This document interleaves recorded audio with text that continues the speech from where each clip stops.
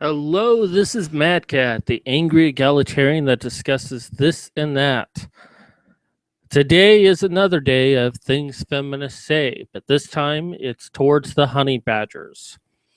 And remember, you take the good, you take the bad, you take it all, and there you have the facts of life. The facts of life. All right, so this definitely caught my eye, and I'm doing two articles today. Now, originally, I wasn't going to do the first one, um, because there really isn't anything bad about the first article. I mean, it's not like 100% good, but considering this is like a fashion magazine discussing the honey badgers and the men's rights movement, we kind of expected it to be bad, and I think it was a lot better than we anticipated. But in order to read the second article, which is as bad as we expected it to be, kind of have to look at the first one. So now this has gotten a lot of angst. I initially had some angst with it because of how it presented honey badgers. Because when I think honey badgers, I think the group that I'm a part of, which is the Honey Badger Brigade or Honey Badger Radio, whichever one you want to use. Which occasionally I do appear on their shows. I do write articles about on there, which I recently just posted an article on the whole controversy that watching porn makes you a feminist. And by the way, if you ever get a chance, check out that article because it was just absolutely brilliant what that study did. However, it came to my attention this morning when I started talking to a couple of people, and they told me that honey badgers was what was once described as any woman in the men's rights movement. It's actually an old terminology that's not really used anymore, but it actually can apply to any woman in the movement because this article really referred to a lot of different women within the movement that are not a part of the Honey Badgers Brigade. So that was a new one on me. And I don't think most people actually know that, but this writer actually thought that was the case. So I'm just going to go real quick through this article. And yeah, it's not 100% good, but we should give them the benefit of the doubt that they actually tried to make a solid attempt on this to try to be a little bit neutral. So let's take a quick look. Okay, the first paragraph is actually talking about honey badgers themselves, like actual honey badgers. The women scattered across the U.S. and Canada who call themselves honey badgers have no truly affiliation with the ferocious carnivorous mammal. I guess they haven't met Karen Strawn, nor with the viral nature of mockumentary meme. They are, in fact, a group of concerned individuals who have banded together to stand up to a society that unfairly targets a segment of the population vulnerable simply because of its gender. Marginalized group, men. They quote Janet Bloomfield a lot in this. And when I first read this, I'm like, Janet Bloomfield's not a honey badger. I mean, she's had some connection to it, but she's with a voice for men. And then when I learned, like, oh, okay, so any woman in the movement can be called a honey badger. Well, I don't know. I don't personally like that, but, they didn't ask me. I have nothing against Janet Bloomfield. It's just, well, she's 1 year older than me. Weird. It was a really fantastic. The idea that the movement is comprised of a lot of angry white men who can't get laid is just simply not true. There were so many women. They're talking about the International Men's Conference. Now, here's one thing that bothered me. And when I put things in red, I'm going to use that as things that bother me or things that's worth talking about. So they're talking about some of the bad things that honey badgers, or actually the lack of things that honey badgers have done. That they don't picket in the street, they post on men's rights, tweet "Don't men discriminate," upload podcasts to Honey Badger Radio, and generally raise hell. And then they have sample headlines and tweets by honey badgers, including "You weren't raped, you're a whore, join the club," "Going mental." The thing that this bothers me is they don't actually give any links to anything. And if there are tweets here, they usually show the tweets. Many articles actually show individual tweets. And I think WordPress, which is what this site is using, actually has something built in, or at least a plugin you can get for that.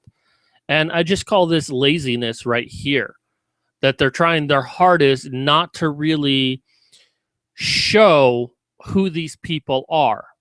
You get everything you need in this article.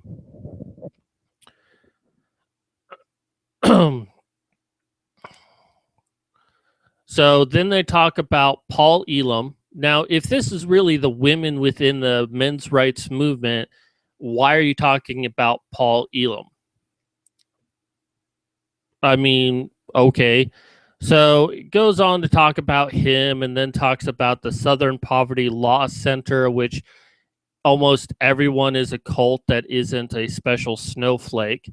Then it talks about Warren Farrell. Again, he's a man. Talks about how he was within the feminist movement before he had a beef with the National Organization for Women about supporting granting sole custody to mothers after the divorce.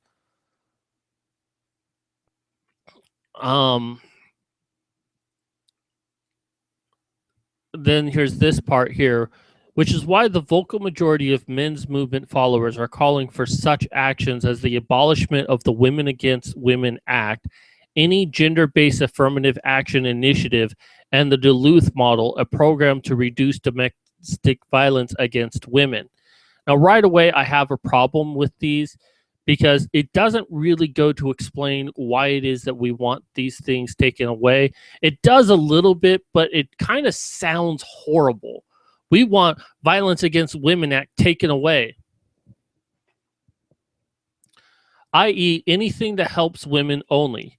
Intriguingly and confusingly for us feminists, once you get past the trolling, there are actually not crazy changes men's rights activists want to see. Prohibiting circumcision of baby boys, domestic abuse aid for male victims, and refining paternity rights.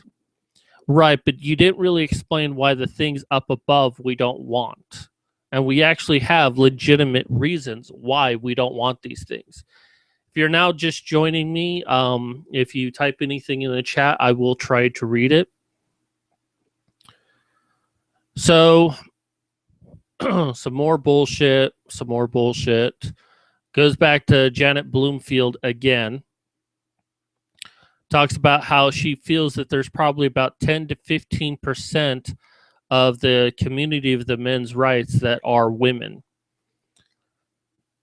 This explains how Bloomfield, whose sweet mom on the phone demeanor conjures up the wholesome family images found only in cutesy commercial for breakfast foods, can run a blog titled Judgy Bitch. That's the nature of the beast, she says. Having really polite, sane, calm, reasoned conversations when you're starting out as a blogger is not going to get you anywhere. It's clickbait, right? See her super clickable 2012 post. Ladies, there's a difference between flirting and cock teasing. One makes you fun and sassy, and the other makes you a cunt, so stop doing it. Click. So who are the women behind a clickbait? And what's up with that name? I think it's a little awful calling honey badgers a clickbait, but, you know. See, and this is the problem I have with the article. As neutral as it tries to be, you really feel a passive aggressiveness to the article itself. I mean, they're not right out calling us horrible, horrible people, but they're not exactly really stating what things are. They're just telling just enough information that it's true, but that any feminist reading this can still get angry at the men's rights activists, that this writer is not betraying the feminist movement. A friend proposed that we needed our own name to recognize us as being separate within the movement, explains Saskatchewan based Allison Tiemann, 37, a founder of the podcast series Honey Badger Radio and the website Honey Badger Brigade. And it gives a little explanation of Tiemann. And then it goes into Karen Strawn, talking about her connection to the Honey Badgers and what she thinks of the name. I love that it says that she's a waitress. Like, we're already going to be making, because here it says Saskatchewan base and a couple other people. Why is Karen being a waitress have any bearing on anything? Why does anyone's career have any bearing on their opinion? It's like she's trying to say, well, she's only a waitress, so we don't really need to take her seriously. I mean, if she was like an actual voice, she would have a much better job. I just can't help to feel that that's just a really passive aggressive attempt at invalidating Karen Strawn. Maybe I'm reading too much into it. Women seem to have this ability to talk and not be seen as angry, to not be mocked as whiny man babies and dismissed as dangerous extremist reactionaries who want to make it legal to beat your wife. And then it says her YouTube channel has nearly 1,000 video uploads. She has over 160 videos on her YouTube channel. Nearly 100 video uploads. Do a little bit more research before you make something like that. And if you said over 100, I couldn't really argue with that. But it's more appropriate to say close to 200 if you wanted to keep it a nice round 100 number. So, okay, so when asked for, they're talking to Tara Palmatier, I think it is. Supposedly a really great woman and a psychologist who counsels men. When asked for examples of the domestic abuse men suffer, Palmatier scoffs, wow, do you doubt that it happens, that women are capable of abusing others? For a long time now, when the issues of male victims of domestic violence has been raised, they're ridiculed. They've been mocked. No offense, but the media has a pretty big hand in that. None taken, but consider the evidence from the Bureau of Justice statistic that states that an overwhelming majority of domestic violence victims, domestic abuse victims, 76%, are female. Maybe that explains it. Oh my God, that is just such a horrible thing. Now, I was talking to anti-feminism, and she did say, maybe we shouldn't be so hard on that. But oh my God, that just pisses me off that she even fucking said that. Even if that statistic is true, that 76% of women make up the abused victims.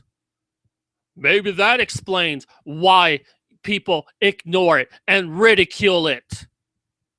You had an opportunity here. It's like, well, yeah, the majority are female, but, that still leaves 24% that are male. And you just wipe them away because they only represent a minority. I'm sorry, but you are a horrible cunt for even saying that. You want to know why men get so angry at the world? It's because you just marginalize us, just like you did there.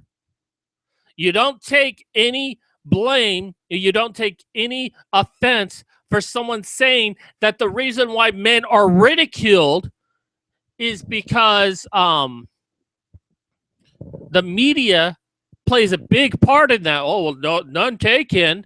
And then state that because a vast majority of women are victims of abuse, that must explain why men are marginalized. You're not helping. You're making things worse. You're doing what every other feminist does. By the way, most statistics that I've seen state quite the opposite, that men and women are about the same.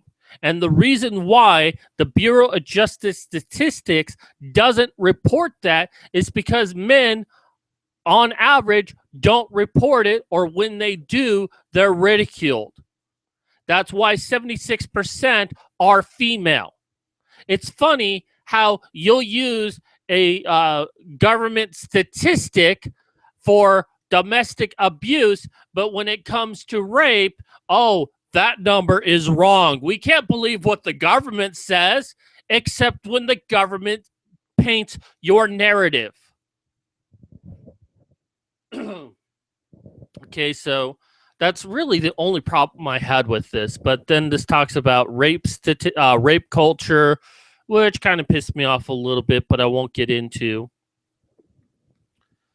And then in feminism, had a couple of things to say, which I understand she actually had quite the conversation with her, but they only had one quote from her. It's an extremely misleading statistic. Cassandra Nagel, 23 says, it's the average of all women. This is talking about the pay gap. All women working and all men working. It doesn't take into account things like personal choice. And Nagel, a tween-faced brunette from Alberta. What's this about Canada? Who fucking cares? Oh, you didn't want to mention what Nagel's occupation is? She's in demolitions. That might have actually been quite interesting to put in your article, that she is in demolitions, that her job is to tear buildings down. That is what she does. I mean, I'm like really turned on by that, but seriously, you had no problem mentioning that Karen Strawn was a waitress, but here you go. You actually have a woman that's doing a man's job and you don't bother mentioning it. Again, this is why I think the article is very passive aggressive. And of course, they talk about, well, every bit of research says that there is an inequality. And then the writer's like, or hell, just look around. How many women do you know who out-earn a man in a comparable job in the same field? Many of the jobs I've worked, I've had women make more money than me. See, the problem, feminists, is you're looking at the top, not the bottom. At the top, okay, maybe men do out-earn women, but to get to the top of your field requires you to be a risk taker and to work really long hours, to sacrifice yourself for it. And most women don't have that kind of commitment because they have a commitment to other things. That's not necessarily a bad thing. But when you look at it from the bottom, almost everyone is equally useless, equally worthless, rather. I've been in jobs where I've made more money than women. I've been in jobs where women make more money than me. It based on a lot of different factors. Most jobs I've been in, everyone made the same exact amount. Although I did notice that women were more likely to get promoted than men. And then it talks about, and you know, they're complaining about cherry pick, but they're referring to a study about male nurses out earning female nurses, which I haven't really gotten a time to look at this. And maybe there's something there, but as they state, male nurses only make up about 7% of the workforce, but apparently they're making $5,000 more than women. And unfortunately, the brief look I had at the survey didn't really go too much into that. So once again, the article, for the most part, if you look at the whole thing, it's not bad. It's not a bad article. It could have been a lot worse. I think it's passive aggressive. I think it is, in some parts, kind of mean, in all honesty. But for a feminist article, this is probably the best we're ever going to get. So let me show you the article that's the worst we often get. So, a fond salute to honey badgers, the lady auxiliaries of online anti-feminism. And oh, look, there's a honey badger. Wonder what sound a honey badger makes. And then hashtag, not all honey badgers. Fuck you. No. Just fuck you. Amanda Mercati, I hope you're listening. You are a horrible cunt. And I say that in the nicest way possible. Wait, why am I trying to say that in a nice way? You are a motherfucking cunt! And I mean that in the meanest way possible. Hey, Dean. It's good to see you there. So, this is going to require me looking at a couple of different websites to kind of paint a good picture of this. Jen Ortiz, a senior editor at Marie Claire, pulled on her wellies and rubber gloves. What the hell is a wellies? I've never heard that before. Is that like your underwear or something? And rubber gloves, and proceeded to write a feature piece on one of the stranger subcultures of the internet. You really shouldn't wear rubber gloves to write. That's just my personal take. The ladies' auxiliary of the men's rights movement. They don't call themselves the ladies' auxiliaries, to be fair. Really? Someone would call themselves that? In a rather unwholesome display of subterranean feminist feelings, they call themselves the honey badgers. Like their male counterparts, they claim to be the champions of the beaten down underclass known as men, whom they champion mostly by screaming vitriol at feminists. A difficult relationship with her mother showed her that women are human, Ortiz writes of Janet Bloomfield, a prominent honey badger. In other words, a woman has the capability to be just as terrible, or presumably as not terrible, as a man. It's true, women can indeed be hateful and cruel and toxic, just like men can be. The honey badgers themselves provide all the proof you need. Wow, that's a cheap shot. Do you feel like a big girl now? Are you ready to move on to the big girl panties? And then again, talking about two things. I think this first one, going mental, might have been from Paul Elam. When I looked it up, I only saw a video loaded by Paul Elam. And this one, of course, is an article from Janet Bloomfield. There simply isn't enough space in any magazine to demonstrate just how much misogyny venom pours out of the ladies who hate ladies. Well,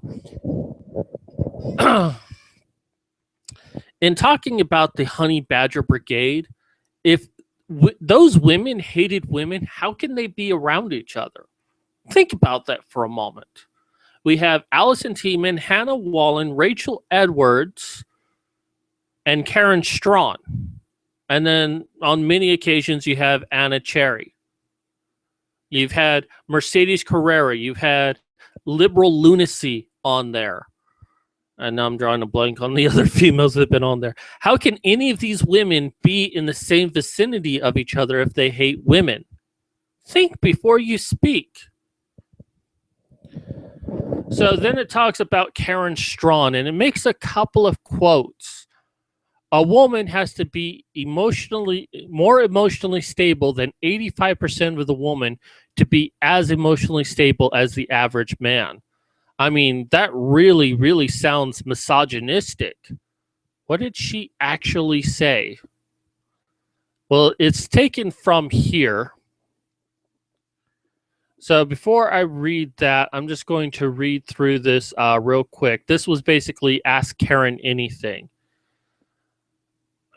Why do you do what you do? What makes you want to write articles and make videos about this topic? Why do you think you have a seemingly rare stance on the matter? It's a fairly good thing, and I leave this up here for a moment if you want to pause it and take a quick read of it. But I'll read the part where it's being quoted.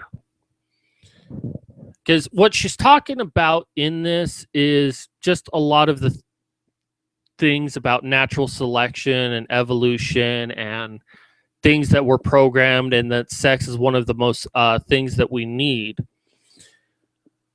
And then why she is what she is. Well, how is it that in the same AMA you've said that women are innately feminine while also being a woman and not innately feminine? Well, the outliers don't disprove the general trend. A woman has to be more emotionally stable than 85% of the women to be emotionally stable as the average man. A man has to be more sensitive than 85% of the men to be as sensitive as the average woman. What's going on at the ends of the bell curve don't change what happened in the middle. And I do have some feminine tendencies, but there are other things very common to women that I have no patience for. So let's take a quick gander at the chat here. My good man Dean here talking about how Amanda here is belittling is what she's all about. Chris Russ, good to see you again, and thank you for alerting people to my videos today. Thanks, Dean, for calling my attention to Elizabeth Hobson by liking her video. Sure, no problem. It's weird to know people who follow your likes. I disagree that it's not bad. It's bad. It's just sneaky about it. I guess that's more referring to the first article. Okay, so let's take a look at another quote of Karen Strawn. A rapist is a very damaged man, usually damaged by women, or a man who really, really, really wants sex but can't convince a woman willing to lie down with him. Those poor rapists. What did Karen actually say? Again, taken from Ask Karen Anything. So she was basically asked about TRP, and it took me a moment to realize what this is, the red pill. And that there's a lot of complaints that are given to them that they're sexist, misogynist, virgin neckbeards that are rapists. How can someone be a virgin and be a rapist? That doesn't make a lot of sense. So she goes through the different aspects of this, but I'll go ahead and read this paragraph here. This one always makes me wonder, though I suppose it's part of the parcel of Dworkin. There's a difference between a seducer and a rapist. The seducer typically buys a bottle of wine. But when you look at male on female violence, a lot of it's rooted in the sense of male powerlessness. Men who have confidence and mastery over themselves and their situations don't need to resort to violence to get what they want from women, whether it's sex, cooperation, or respect, or whatever. And they are less wanting of these things in general because they're more fulfilled in themselves, more self-sufficient. A rapist is a very damaged man, usually damaged by women, or a man who really, really wants sex but can't convince a woman to willingly lie down with them. The red pill isn't any of those things. It's about teaching men how to convince women they want to lie down with them, how to convince them, and about convincing men that sex with women isn't some lofty, pristine goal that must be achieved at any cost. A lot of feminists seem to think that teaching a man what makes a woman's panties wet is some crime against all womankind. They want it to remain a mystery, so only men with natural game can crack the enigma. A man who has to learn how to attract a woman is a fraud pulling one over on those women, etc. And I suppose if you consider that rape, then yes, the red pill is full of rapists. But I personally don't.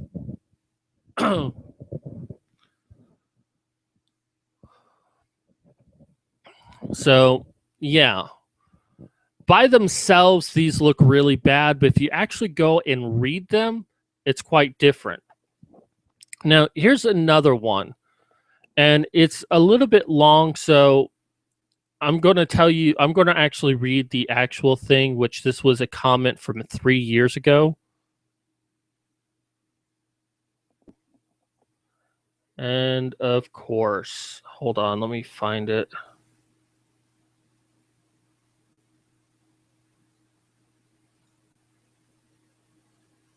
All right, here we go. So the first 3 paragraphs is what Amanda quoted, and this is actually very good, so that's why I'm going to read it. I used to live under a couple with a baby. I'd listen as she would follow him room to room upstairs, stomping and slamming things, throwing things, screaming. After about an hour, he'd eventually hit her, and everything would go quiet. An hour after that, they'd be out with the baby in the stroller, looking perfectly content with each other. A man I know who has experience with men in abusive relationships would get his clients to answer a questionnaire. Things like, after the violence, did you have sex? If so, how could you rate the sex? 100% of men in reciprocally abusive relationships said yes to the first and scorching to the second. He also positioned that very much quoted cycle of violence, the built up, the explosion, the honeymoon period, correlates with foreplay, orgasm, and postcoital bliss. That's where Amanda stopped. Let me read the part that she conveniently missed. Aaron Pizzey called it consensual violence and said that in the main, that was the type that she'd see at her shelter. It was also the type that resulted in the most severe injuries in women. Surprise, surprise, likely because our never ever hit a woman mentality has those men waiting until they completely lose control of their emotions before giving their women what they're demanding. The domestic violence and sleeping with the enemy is the most rare form out there, half as common as matriarchal terrorism, and injuries are typically less severe. It's seriously foolish to treat all cases like the most rare types and refuse to address women's instigation and participation in violence. I really don't find too much in the article that strikes me as seriously ethically questionable. Domestic violence isn't pretty, neither is the article. So let's take a look at the chat. So, I tweet my likes to promote people and things I like, so don't worry. Well, she's lying too. My God. These are by Dean. Chris Russ, the voice of the honey badgers is a hoarse Kiria sound. I don't know what that is. Oh, he's talking when I asked what a honey badger sounds like. Well, I asked, someone tells me. Cubs vocalize through plaintive whines when confronting dogs. Honey badgers scream like bear cubs. Chris Russ, I don't use Twitter. I get your YouTube video likes on subscriptions, all activities lists. And liking, damn, how could I be so late? Don't worry about it. I'm already in my second video, so you're not too late. All right, so let's go back to the article. Now, it comes to Janet Bloomfield. About her cock-teasing post that she wrote in 2013, in which she defended Jimmy Savile, the British entertainer who had been accused of sexually assaulting 500 minors. And so here's what she quoted Bloomfield as saying, that basically the girls were groupies. They wanted all the benefits of hanging out with a big star, and they understood that it came with a price, and they paid it, perhaps reluctantly, but with full knowledge that the trips to London weren't free. And now they're claiming the men abused them. Looks like to me it was the other way around. So the article that she's quoting was written by Judgy Bitch. And this is what she was saying here. Now, this originally started because politicians in 2013 wanted to lower the age of consent for sex to 13 years old. So this kind of person wouldn't be persecuted for sleeping with an underage girl. Now, she does go into a couple of different things here, that these girls, they actually look like they are a lot older than they actually look. Um, and then talks about this one woman that apparently slept with this guy and how it ruined her entire life, even though she went on and had like 5 kids, got married, been in jail. Seems like she screwed up her own life, but she blames all of it on something that happened like 15 years ago. And she was basically coming down on a lot of different things. She wasn't really condoning what this man did. She did excuse him that it's not often easy to tell how old a girl looks, and especially if she lies about her age. So, yeah, easy to misquote. Then she goes on to talk about more of her opinions. Women should be in prison if they have a child, referring to how we can improve the society for men, for a voice for men. I won't read this article to you, but go ahead and take a look at it. It's fairly good. But basically, she was talking about things that we could do to improve the lives of men within our society. And basically, any woman who has sex, who has a child without a man's permission, basically, you need both a man and a woman to agree to a child being born. And if a woman does so without a man saying that he also wants the child born, that woman should go to prison, which I think there's a lot of validity in that. So that's basically what this article was. It was just a lot of vitriol hate, in all honesty. It was just a way to directly attack honey badgers and more specifically Janet Bloomfield. It was a lot of misquoting that if you took it in this way, yeah, it sounds really bad. But when you actually look at what's being said, it's actually kind of saying almost the opposite thing or saying something completely different than the way that this person does it. Now, from what I understand, Amanda Marcotti, I guess that's how you say her name, she has a history of doing this, of being very anti men's rights and casting them blame for everything. And at the very least, Miss Ortiz here in writing this article, she did try to be a little bit on the neutral side. She failed in some areas, but it was a far cry better than what Amanda did over here.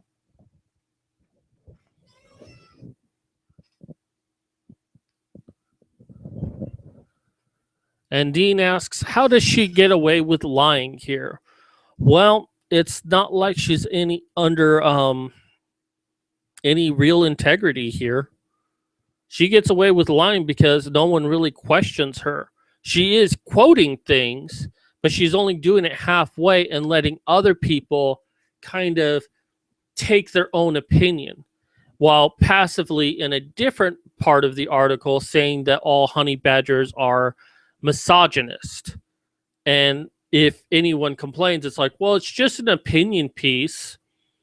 She can get away with lying because there is no law that really comes down on people misrepresenting themselves in a news article. I mean, yeah, you have things like defamation and all of that, but those are actually very hard to prove.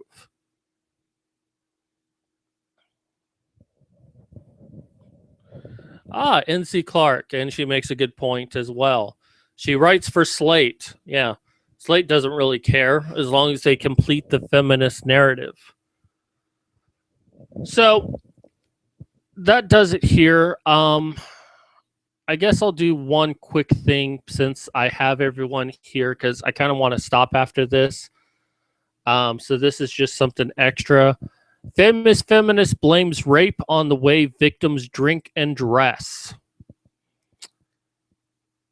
So Susan Brown Miller wrote a groundbreaking book, Against Our Will, Men, Women, and Rape in 1975. Rape is a crime not of lust, but of violence and power. Susan Brown Miller is actually a really horrible person. But she seems to have something against rape victims. Brown Miller believes that women are crazy if they think that they can drink as much as a man, and that women should have to take special precautions to prevent themselves from being sexually assaulted. That sounds actually very reasonable to me, that women should be mindful of their decisions and responsible for the decisions. She says, I find the position, don't blame us, we're survivors, to be appalling. The famous feminist also questions why women think it's okay to call themselves a victim when they dress provocatively. She states, the slut marches bothered me too. When they said, you can wear whatever you want. Well, sure, but you'll look like a hooker. When asked if this could be seen as victim blaming, Brown Miller responded, my feelings about young women trapped in sex situations that they don't want is, didn't you see the warning signs? Who do you expect to do your fighting for you? It's a little late after you're both undressed to say, I don't want this. Do you agree with Brown Miller? I hate to say it, but I do. As much as I hate her, she's making valid points here. That women are responsible for their own safety. If you're going to dress like a whore, don't be surprised if people treat you like a whore. Now, that's not an excuse for a person to rape you, but you are fully in control, especially when women are like, have sex and then regret it the next day and claim that they were raped. You made the decision. You have to live with the responsibility. So, yeah, you should be responsible for your safety. 46% of the people agree with me. 42 are like, how can she call herself a feminist? With only 13 thinking that she was a little harsh.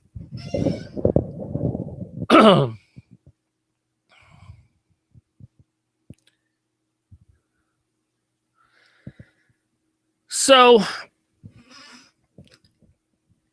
I don't know. It's just, it surprises me that I could actually find common ground with Susan Brown Miller for all the damage that she's done. And if you look at my article, I do mention a few quotes by Susan Brown Miller on rape and no, not rape. Watching porn makes you a feminist, because she is mentioned throughout that study a few times. Her and Dworkin and Gail Dines. But maybe there's some hope for the world that me and Susan Brown Miller might be able to find common ground.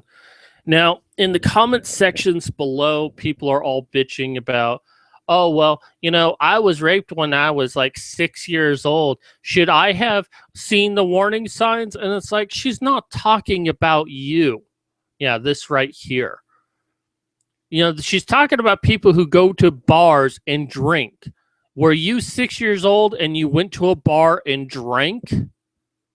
Maybe the problem here is not that you got raped, but someone let a 6-year-old into a bar and drank and dressed like a slut. She's not talking about you. And yet this is what feminists do.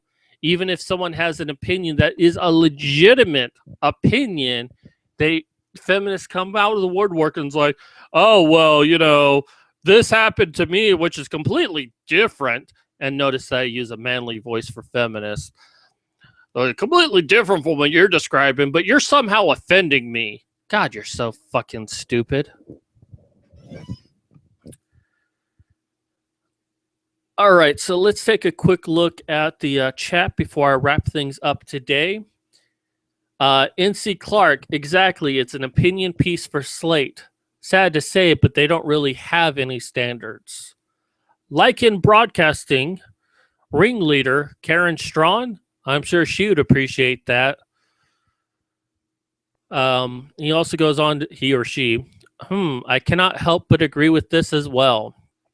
NC Clark, I went to a slut walk, and most feminists there did not want women to be responsible for their own safety. But then maybe they hate the cops. Yeah, it's quite sad indeed. I thank you everyone for coming out today. Um, this was a lot of fun to do today. This will be my last video today, but I do have a video with anti-feminism on Sunday.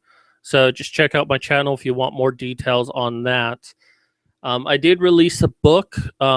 It's on Amazon right now, but it costs 99 cents. But if you look at the link down below, that'll take you to Smashwords and you can get a free copy of it.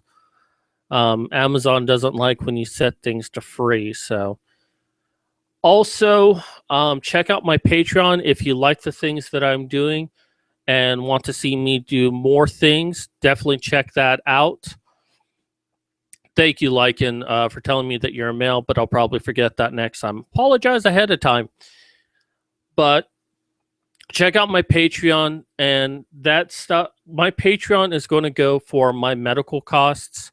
I talked to a friend today who told me about a procedure that might actually help me, either cure me, make me well enough to work again, or something. But it is definitely a step in the right direction.